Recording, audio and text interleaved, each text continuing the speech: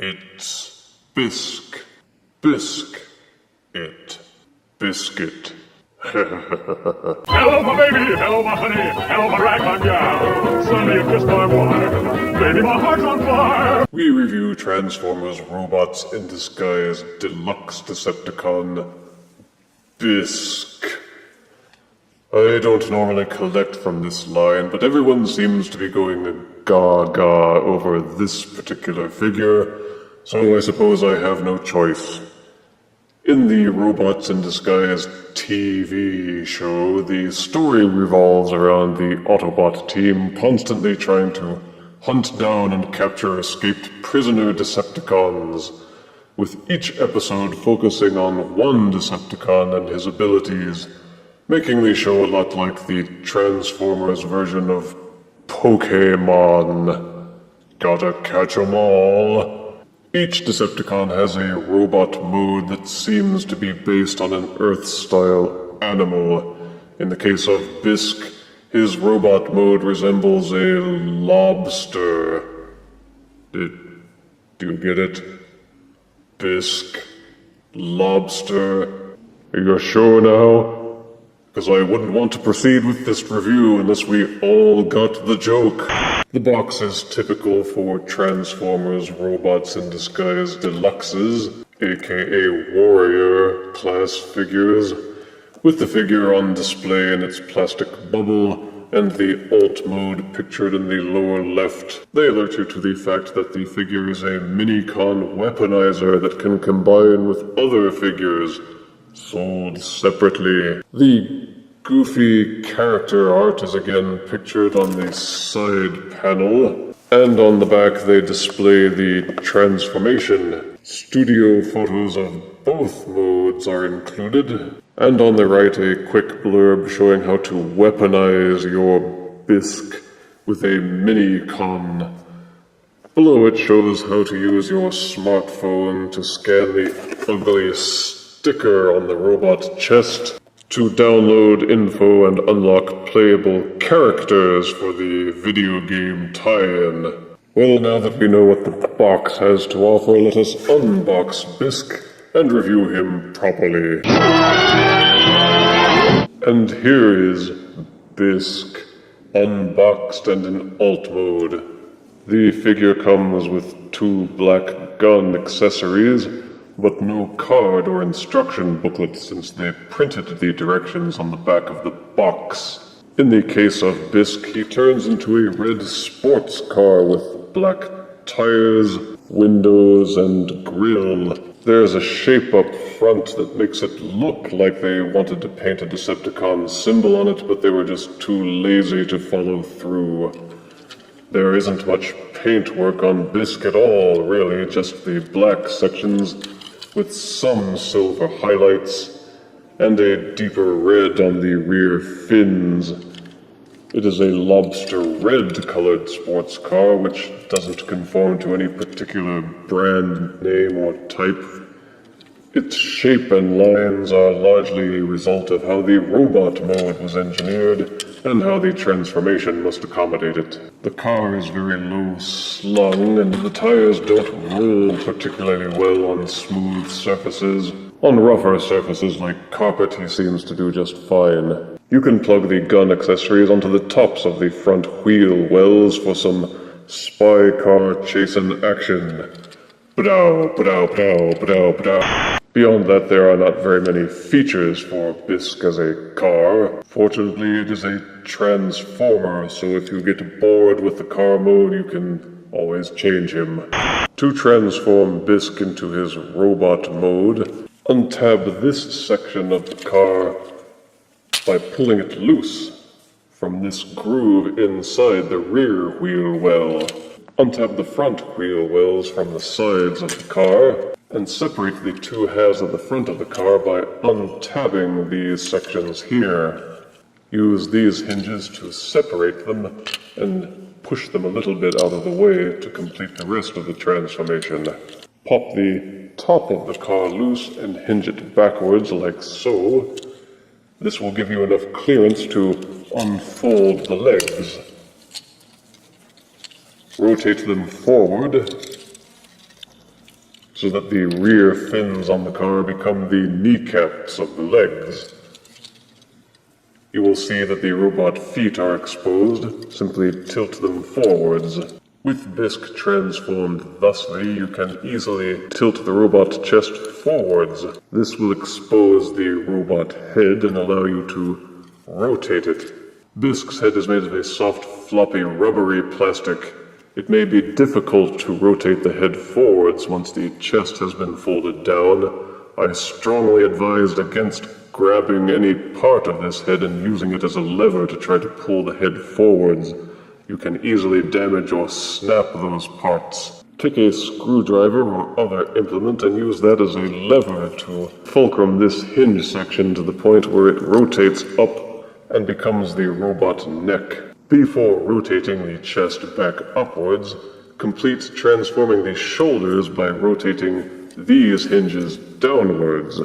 You will see that this lines up a new set of grooves into which these tabs on the robot chest piece will fit neatly and snugly.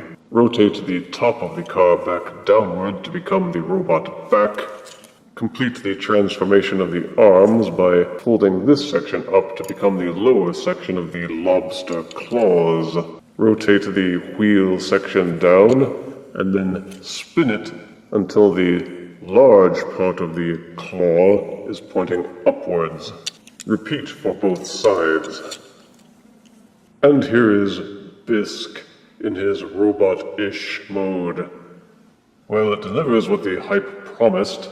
It is a humanoid robot with a lobster-like head and claws. The primary color is the crustacean red with black highlights. The ugly Decepticon QR logo is on the chest. There is a deeper red on the upper arms, the thighs, the feet, and the shin guards. The car's front becomes a neat kind of shoulder pad set that you can rotate and tilt in pretty much any way that you find pleasing or aesthetically desirable. The backs of the legs are mostly hollow to accommodate the transformation, but they are still decently stable. The chestal area is also empty, perhaps to show that Bisk doesn't have a heart. Thankfully, it still holds together very well, and unlike many other hollow formers, there are some strong pegs to hold the front in place. The lobster features are actually fairly well engineered. It was rather obvious, but still clever to have the front wheel wells of the car turn into a pair of oversized clamps. The two-toed feet also lend to a more animalistic appearance. And the head, well, you either love it or you hate it. It has lobster antennae, a pair of googly eyes, and a silly-looking mouthy grin, along with weird vacuum cleaner tube protuberances on the chin. I would say to avoid touching the head, but they made it so that you have to handle the antenna as part of the transformation. They, in fact, order you to rotate the antenna backwards. For articulation, the head feels like it should be able to swivel, but it's very stiff in the joint, and I would advise not touching the head whenever possible to avoid possible breakage or wear. In any case, you can pretend that the googly eyes are looking whichever direction you want, so you don't have to move the head. The upper shoulders have a hinge and swivel combo, tilting widely up and down at the shoulder joint and swiveling 360 degrees at the tricep. This allows for good range of motion. You can also use the shoulder section as clavicle hinges to swivel them upwards and have him square his shoulders in disdain. These shoulder pads at the top are ball-socketed, and you may rotate or swivel them in any way that you like, to make them either less obtrusive or to free up the arm movement for posing. There is also an upper bicep swivel, And at the elbows there is a dual set of hinges. One allows the elbow to bend upwards approximately 90 degrees. The other hinge on the side lets the claw swivel in and out nearly 180 degrees. So there are plenty of options to pose the arms. You can even have him fold his claws and say a little prayer. The upper parts of the claws have no motion range, but the lower claws will open and close 180 degrees as part of the figure transformation. So you may have his claws open or closed, just don't tell Clawful about it.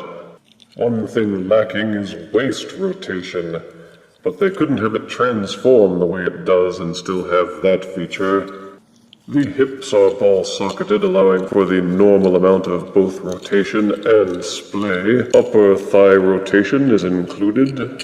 The knees will fold backwards fully, and the feet will tilt slightly forwards and also backwards nearly 90 degrees. None of the joints feel loose or floppy, so you can get an excellent range of poses out of Bisk, and he will hold the poses well enough so long as he is properly balanced.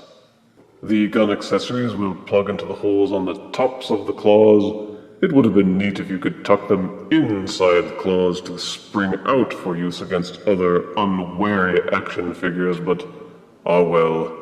No concealed carry permit for Bisk. For size comparison, here is Robots in Disguise Bisk next to fellow Robots in Disguise Deluxe Paralon.